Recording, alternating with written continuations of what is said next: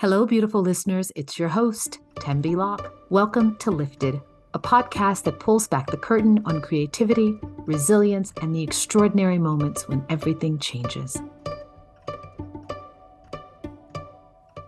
My guest is Amelia Rampe, a Filipino-American food and travel writer, recipe developer, video host, and food stylist based in Brooklyn, New York.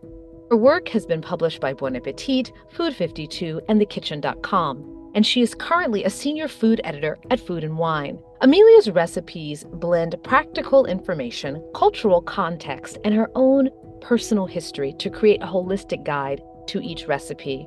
And she has written eloquently about the dying art of food writing.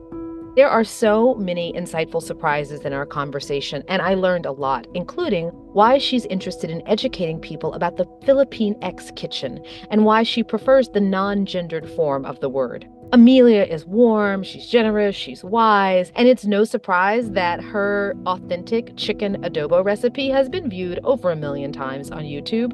Her willingness to listen to her deep intuition is an example of the goodness that can await all of us, even when we take the long and winding road to follow our dreams. Well, hello, Amelia. Welcome to the Lifted podcast. Oh my gosh, thank you so much for having me. I'm so excited to be here. I am thrilled to have you. I've been looking forward to this conversation. We have so many things, so much ground to cover, so much ground to cover. I talked to you for hours and hours and hours. I always like to sort of anchor the conversation or begin the conversation since we're talking about food. I love to talk about origin stories and get a sense of people's origin stories around food. So what did your parents do for a living? And what, and there's a reason why I ask about the living thing, because if people worked in home or out of the home, that often directs or informs their early childhood experiences with food. So was food a big part of your childhood? It was and it wasn't. My parents were separated or divorced, and my mom is a first generation. She moved here from the Philippines when she married my dad. So she was very much on the path of trying to go to school, trying to create a life, trying to be a single mom to a young child, while also navigating a new country. So I would say that, like, for her, in my relationship, in my home life with her, food wasn't always like the focus of our life. Like, it was just kind of like this thing that had to get put on the table, to check the boxes of life, as sometimes as moms we have to do. And so, but her sister, her cousins, her family would come over, and that's when a lot of my food experiences were really like in my life in a strong way, because our strong connection to Filipino food and the Filipino gathering.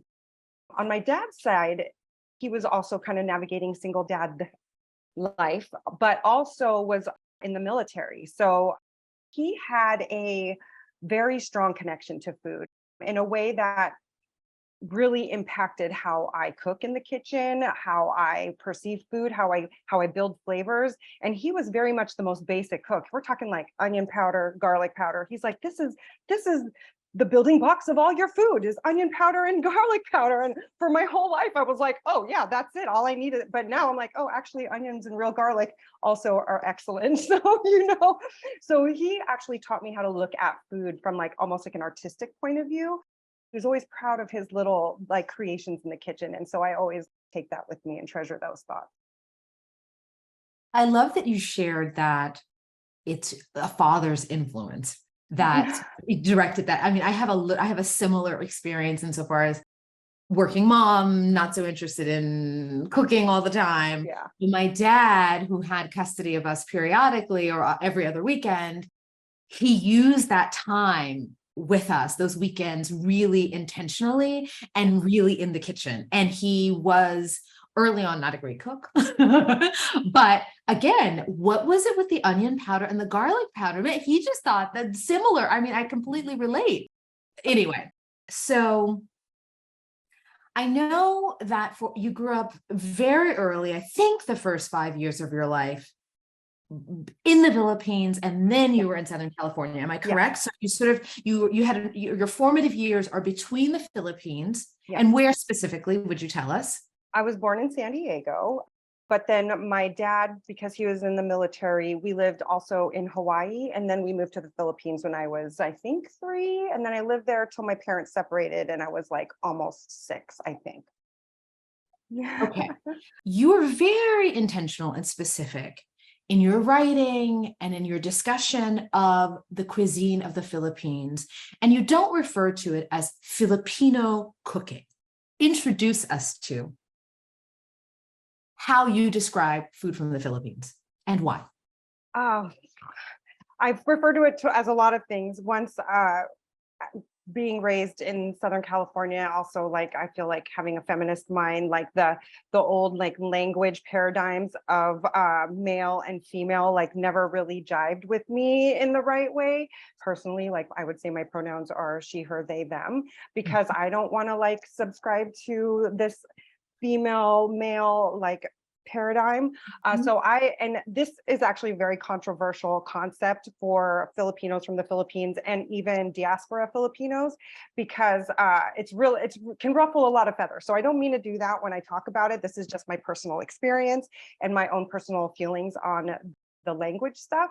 But I felt like diaspora cuisine, Filipinx for me cuisine just embodies kind of the whole of everybody versus just certain types of people within, my cultural background. So when I talk about food and when you say I'm intentional about food, it's like I really want to be very inclusive to everybody when I write about food, and also like come from a perspective of like not feeling like I'm above, or like just because I have so much education, like my ego is like driving the concepts of what I write. I really want to like write about things that inspire me and that like also are aligned with my highest and greatest good, whatever that means. I love that you share that. And that is it is important to sort of, especially as a creator and as a creative person, to sort of really embody and share with the world your point of view. And even in reading your writing about this and about this decision, it really gave me a window into the complexity, first of all, of the culture of the Philippines, right? Domination, colonization, Yes. and then the diaspora. And so what I see and what I've learned from your writings is that there is a deep well of many layers of history and culture, and that can't be defined in like one word. That's really what I hear. Wow. It's bigger than one word. It's bigger than, oh God. Bigger than a word. And so I don't know, it just was very, I really appreciated you saying that. And I wanted to sort of bring that forward into the conversation, because also you're, a part of the colonialist past of the Philippines is to sort of impose, and that's the Spanish who colonized, ascribed that to nouns, and whatnot. So anyway, thank you for your work in that space and using it as an opportunity to educate while also inviting us into this delicious cuisine that we're going to talk about. Yes, thank you. Honestly, thank you so much for closing that loop on what was actually in my thought, is like that language does come from the Spanish and their colonization of us, and they forced their words and their language concepts, and also like how we even name our own last names. Like we had to choose from a list of names what we could be called, and that's why there's so many Spanish names within the Filipino diaspora, is because we were kind of like given a list and said, well, you can choose your name from this list. So those kind of like language paradigms, are like for me, like they felt very oppressive. And I don't think that like a lot of people look at it that way from the diaspora, but that's okay. Like however we choose to identify with our culture, there's no wrong way, it's just all what we take away from ourselves. So I am really deeply trying to take that one. I am shocked. Thank you for sharing that piece of history. I was completely ignorant to the list of names. I mean, talk about reducing. That feels so incredibly, there's erasure there. It's reductive there. Wow. Okay.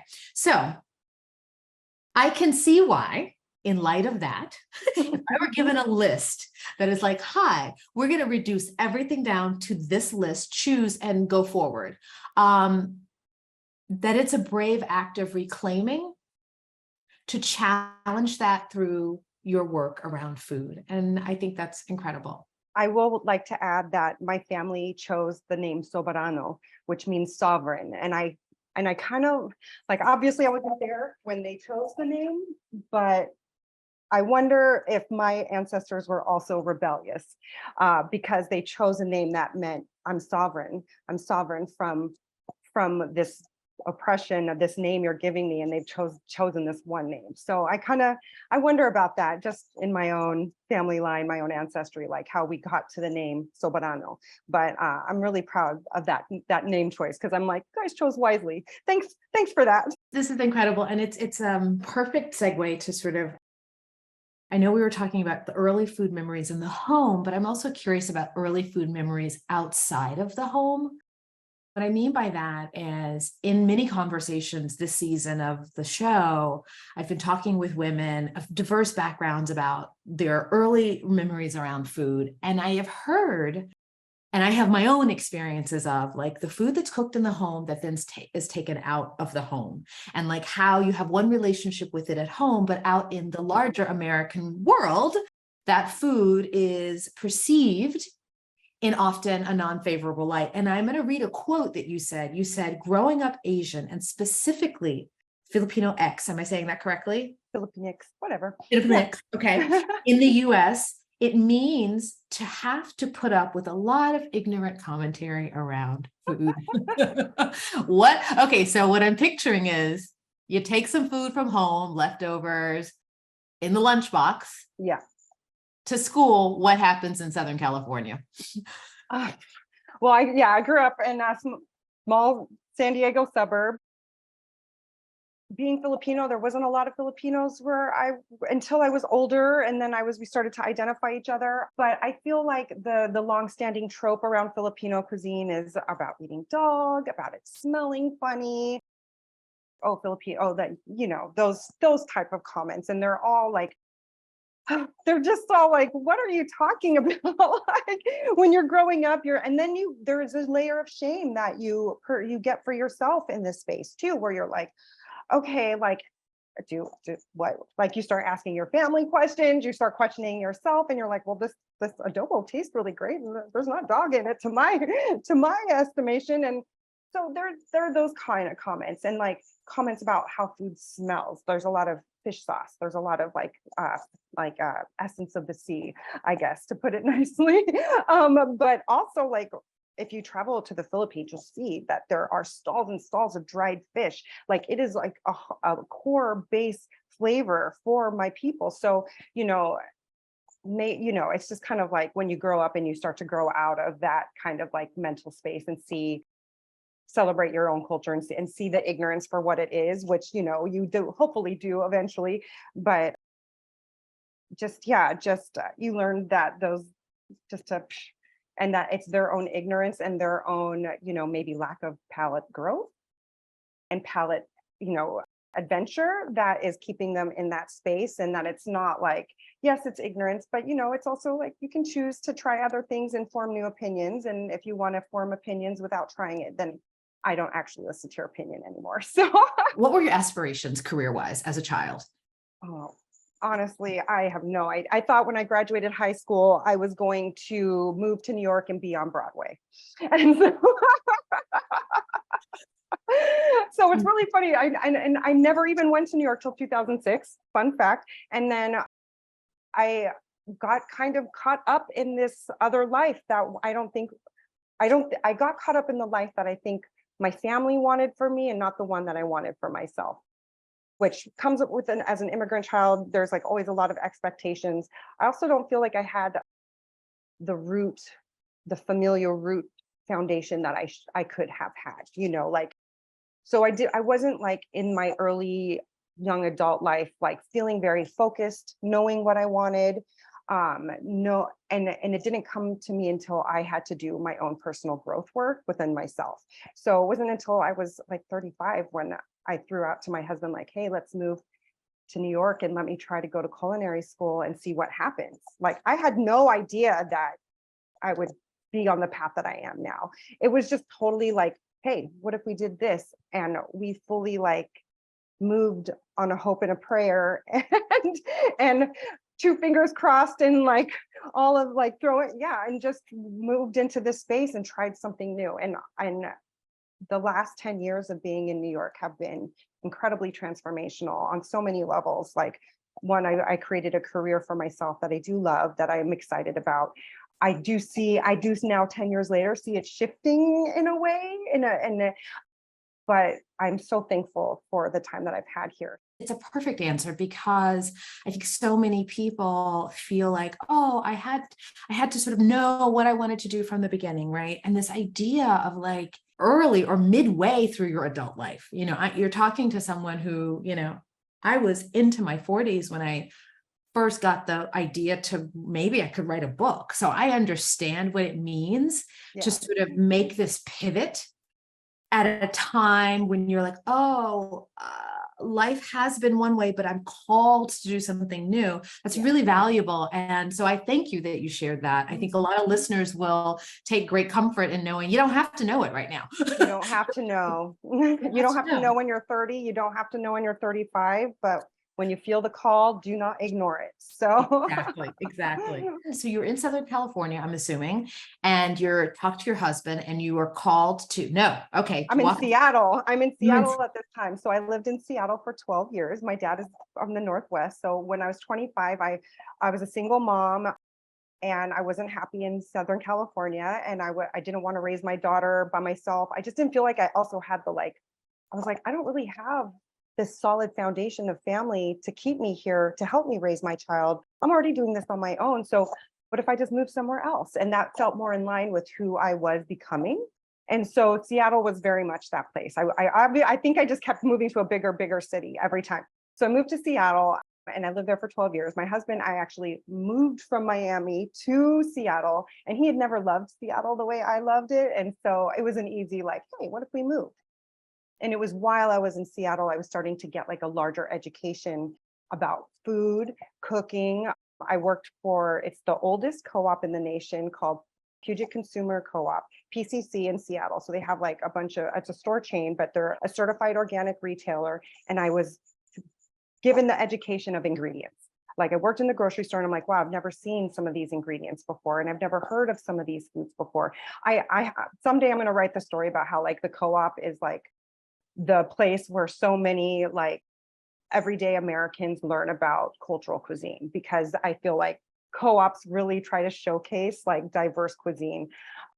And in that place, they had a cooking school. So I used to work for the cooking school, and I used to go and like clean the kitchens at the cooking school and like get them all ready for the chef to come in. And I would help like assist classes. I used to teach like kids cooking classes through them. And then I started a garden, and then it was over. Once I started a garden, it was over. I was like, oh, I have all of these things I'm growing and I don't even have the knowledge on how to utilize all of these ingredients. So then that's when I started thinking about school. So the gardening is what led you to culinary school.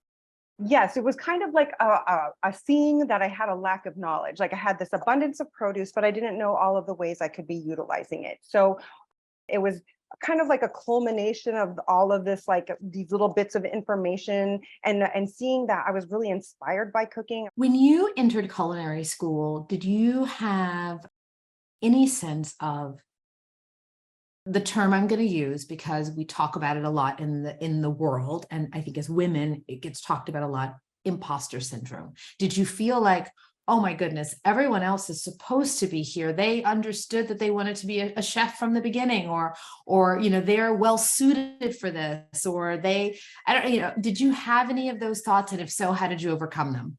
I still have these thoughts. I still have these thoughts. I'm in therapy every week. That is very helpful and also just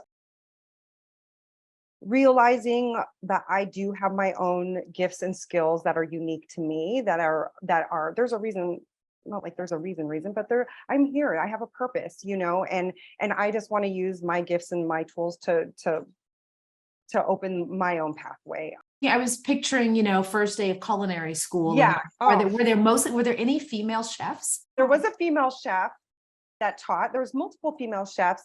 There was many females in my class. I was probably one of the oldest people in my class.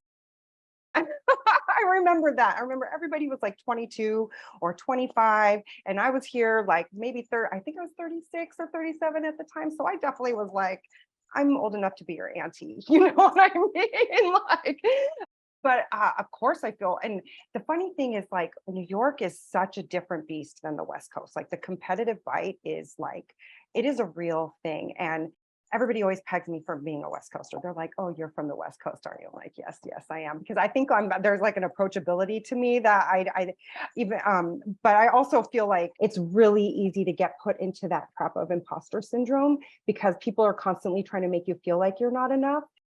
But that feeling of being enough has to come from within inside of you. So it's kind of like the self work and the self healing work has really helped me kind of step out of that space of like wanting to compare myself to other people's journeys. I have a completely different background than most people that I know. And so my path hasn't been quite straightforward and maybe with the ease that some other people's have. And that's okay. But I've still made it here in spite of everything. And that's what I always try to remember when I'm feeling a little bit like I don't belong, or maybe people don't get me, or it's kind of like I'm enough. I know I made it this far against all odds. And for me, it's a celebration. You mentioned just now that inner work, right? That inner work, and you've referenced being in therapy.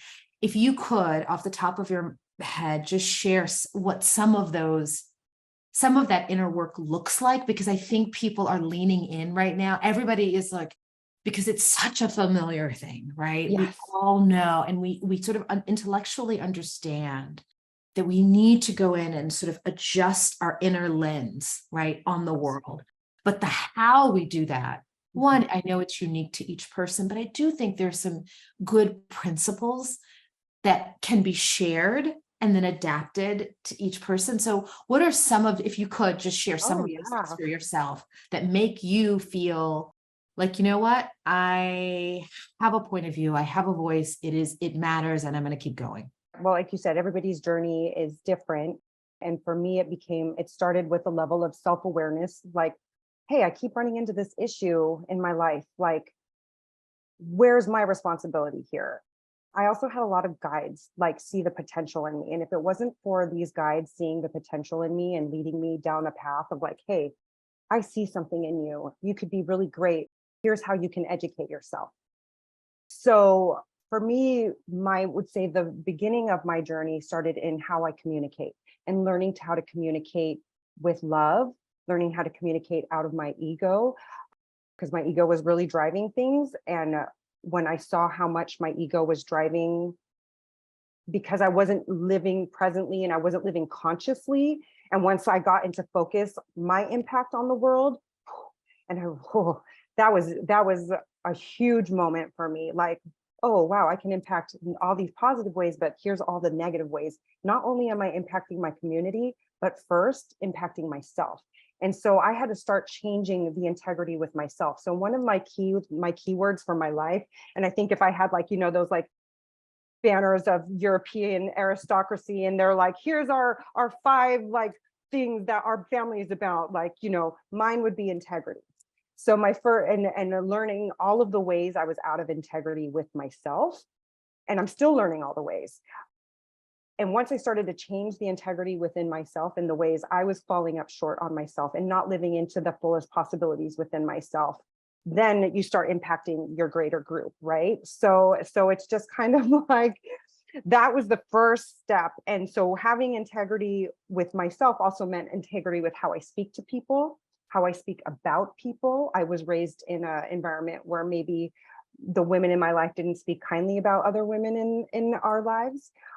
And you'd kind of learn these traits and habits, and then you start to dismantle them when you start to see they're not working so well for you. So that was the first key for me. It was like, let me get right with me. Let me get right with my integrity with me. And then I'm going to get right with my children. And then I'm going to get right with my family and it's just going to continue to grow. I love this share because it's helping clarify for me how you specifically, but I think anyone is able to do the big, more intentional work in the world that doesn't happen casually. It doesn't just fall out of the sky. There's a great deal of inner foundational work that's being done that is often invisible to the casual passerby. But what we do experience and see, and what is very clear in your writing and in your work in the world, in your Substack, in the videos you put out, is there is a kind of a heartbeat of love, right? And there's a sense that you're bringing forward something that we haven't quite seen before. And you're holding space for educating, sharing, but doing it from a heartfelt place. I mean, that's just sort of, anyone who's going to, and I hope so many people are going to visit and learn about your work after this conversation. It's very, very evident. So it makes sense that that's a part of the pillars of what you're doing, and why you have to do that in a cutthroat female environment. Because I'm sure if listen, I started my career in Hollywood. I understand the kind of outward egoic, big personality, cutthroat, zero-sum game approach to life. And that didn't work for me, but I loved what I do. And so you find a way, and you find a way to do what you love, but with integrity. Yeah. So thank you for sharing that. Thank you. Was there a moment when you're like, I hear the call, I'm going to answer it? And by the way, I'm not just going to answer it and become a food writer. Like, I also do X, Y, and Z. What was that moment? Or was it a series of mini moments? I think they're separated into two moments. The first moment would be in 2011, my brother passed away. He was killed in a car accident. He was 22 years old. He was so young. And wow, when you lose someone, as you know, your concept of time changes. I think time for yourself changes. And it was kind of like, he could be robbed of his life at 22. I could get robbed of my life at any time. So it was in 2013 when I decided to move. I think that's not an accident. So 2011, he passed away. It was about 2 years later, exactly, when I was like, I'm hearing the call. I think I had to sift through a certain amount of grief and move through some of that, like deeper, like those first few years are just absolutely terrible until you learn how to figure it out for yourself, like how grief lives within inside of you and exists in your everyday. And for me, it was kind of like, life is too short to waste time on drama, crap, my trauma, my past. All I want is a future. All I want is to create the future that my poor brother did not get to create for himself. And I have this chance. I have a chance to create this life for myself. And so with losing my brother, I've written about the bittersweet gifts of death. It's the worst. It is the absolute worst. But there are gifts within the darkness. And if you choose to pay attention to those gifts and focus on bringing light into that space and not existing always in this dark space, I feel like he's just propelling me forward this whole time. Like, he's opening doors for me. He's like, hey, actually, I've got you. And so, there's that part that's really propelled me into the space of where I am in New York, and like going to school, like uprooting my entire family, doing this whole thing. He was definitely the moment that created a lot of change. However, branching out into all the different ways that I have branched out in is, I think, more of a survival technique than anything. Like, I want to say, first of all, I am sorry for the loss of your brother. I learned of that when we first connected, and you wrote a beautiful piece about that was connected to my story. Yeah. And I read your piece, which we'll link to in the notes. And it moved me so deeply. And that my story of grief connected to your story of grief. And I remember reading it and thinking, Sato knows her brother somewhere on the other realm. We talked, and somehow this has just happened. because it was this beautiful, beautiful connective tissue around food. And again, oddly around diaspora, because I'm like the lentils, which were not a part of your probably home cuisine. They weren't a part of my home cuisine growing up, but somehow grief had like brought lentils to both of our tables, right? It was like interesting and beautiful way. And so for people who have lost someone and who are processing that and asking what comes next, you and I are here to say, there is a comes next. There is a comes next. Yeah. There is. And that can be wildly beautiful. And it can begin with a what if. Mm-hmm. What if I lived, I'm not going to say lived for them, but I lived in honor of all the living they didn't get to do. Absolutely. I think about that all the time. How am I living in the spirit of his generosity? How am I living in the spirit of his creativity? He was an artist. And how can I live the world where I get to fully realize my potential the way he should have been able to? So absolutely. And there is a life, and you may not want to live it. But hopefully you'll see that you do want to live it, and you're only hopefully living within their spirit if you're living it out fully, because that's what they would have wanted, you know. You have a Substack called Did You Eat Yet? Did You Eat Yet? Mm-hmm. Okay. And you had a recent post this year in 2023 called Food Media is Dying, and the SEO, the search engine, is killing it. Yeah. And I'm going to just read one quote and have you tell us about this.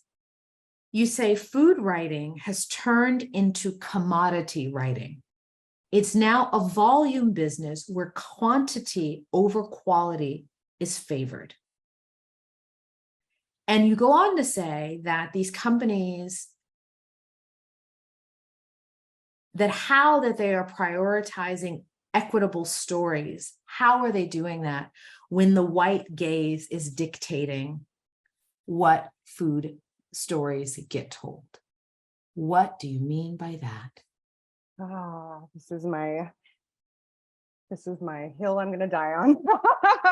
That's okay. We're here for it all. I mean, I've just been existing in this space since, deep in it since 2014. So I've been able to watch how it's evolved. I've seen it become from one thing. I've seen it evolve to something else, and then I've seen it evolve again. So basically what I mean by that is I've often used the term gaming the system for clicks. And I feel like food media, including all your favorite legacy publications, are doing that. The digital space, the digital food media space, is not a space where organic storytelling gets told anymore. What I hear you saying is you've referred to it as that where we once had journalism and storytelling in around food stories and food cultures, what we're now getting is service journalism. We're simply servicing the search engine optimization. Yeah. And it becomes so self-referential and so insular that we're only really covering 5 things. Once again, it's like being given a list, as you used early on in your talking about, with Spain and the Philippines. You're given a list, and it's like, here, you can only choose from this list of things to talk about. And that's what's happening with food media, which is different than food journalism. Food media is driven by keywords and keywords only. And then it becomes, what are the majority of 12-year-olds in America clicking on? Then I guess that's what we're all supposed to be writing about. Thank you for bringing that into full circle and for making that more clear. Amelia, I want to thank you so much for joining me here. I have been so lifted by this conversation. It's gone in so many different and beautiful places. And I feel inspired by your work. And I thank you for your work in the world. Thank you so much for having me. I feel like you're such a bright light, and I always knew that we were going to have this conversation someday, and you're everything that I had hoped you were going to be, which is you're just such a positive beacon, and I see that in your work. And so thank you so much for having me. Thank you.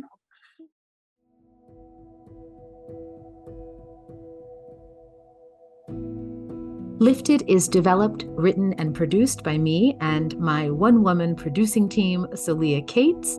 It is edited by Jamie Moss. Thank you for joining us. Stay tuned for our next inspiring episode.